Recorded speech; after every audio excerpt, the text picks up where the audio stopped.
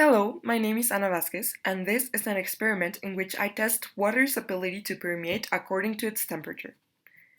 The research question through which I conducted this experiment is how do different temperatures affect the resistance of water's surface tension to an external force, so as to be able to permeate in materials like fabric. For this experiment, I tested out my hypothesis that hotter water can permeate deeper into fabric by submerging fabric squares composed of half cotton, half polyester that have been previously painted with water-based color markers into water at different temperatures for an equal amount of time, in order to see which squares would wash out better in accordance to the temperature. For the sake of this experiment to be objective, I did not use soap or detergents, nor did I scrub or treat the fabric at all, so that the results are purely produced by the water's permeability.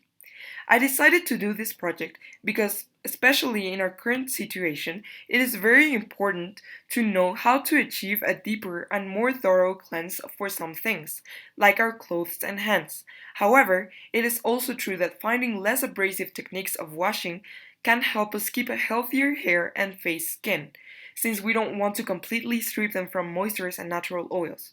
This experiment aimed to discover which temperature is best for which use. The physical principle in which I based the experiment is a phenomenon called surface tension, a phenomenon that happens at a molecular level that is caused by the attraction forces that molecules apply on each other. A molecule of water will attract the molecules around it, on top, below, and on its sides. The water molecules that are not at the surface are completely surrounded by other molecules and can divide their attraction force evenly at all sides. However, molecules that are at the surface of a water body that is at rest do not have other molecules on top, and therefore they will have to attract more strongly the sides that do have molecules to attract. The tension is what makes surface of a liquid behave like an elastic membrane or a skin that allows liquid to resist an external force. This experiment's independent variable is the temperature, which I will be controlling. The dependent variable is the amount of squares that were cleaned after being submerged. The control variables are all the same for each scenario, giving things like using the exact same measurements for all, the exact same markers, the exact same bowls, and submerging them all to exactly 15 minutes. Now, we can review the experimental design.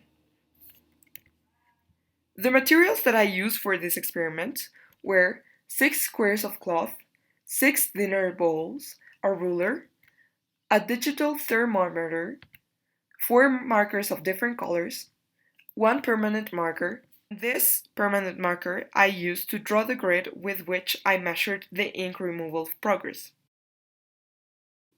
As for the procedure, first I filled the bowls with water, alternating boiling, regular, and ice water in order to achieve a certain temperature, or be as close as possible. My control group was a regular tap water that came out at 23.2 degrees from the faucet. Step 2 was to place all the squares at once inside their respective bowls, and immediately start taking the time. Finally, when 15 minutes had passed, I took all the squares out and placed them all in front of me so that I could see the progress. Data collection. These are the squares that I took out of the water. For each, I counted the squares that had no ink in them or were practically free of color, and with that I made a comparison. For example, the square submerged at 18.5 degrees Celsius had only 5 out of 16 squares that were erased, whereas the one submerged at 48.1 degrees was almost completely wiped, with the exception of one residue of ink in one of the squares. Considering the error bar, I draw a trend line that is linear, which increased evenly and proportional to the rise of the temperature.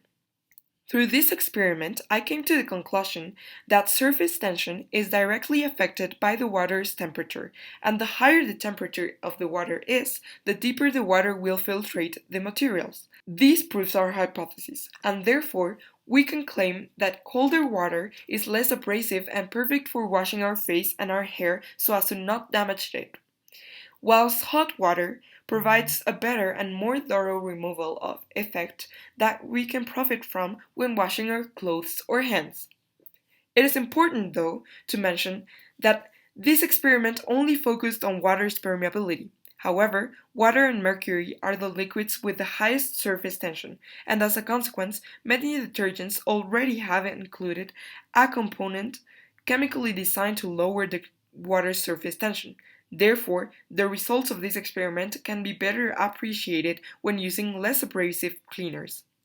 That said, lowering the water surface tension can also allow us to use less detergent and wash as effectively, and will make mild detergents like vegan or biodegradable detergents more potent and effective without the chemicals content and the damage. For future experiments, I'll make three changes. For instance, use only one color so that the discoloring is even, use a smaller grid to measure the progress, and do an experiment with some detergents so as to really grasp the power of the chemical components they have. Thank you for watching this video. I hope this information was useful and that it encouraged you to use an eco-friendly detergent from now on. Thank you and see you next time.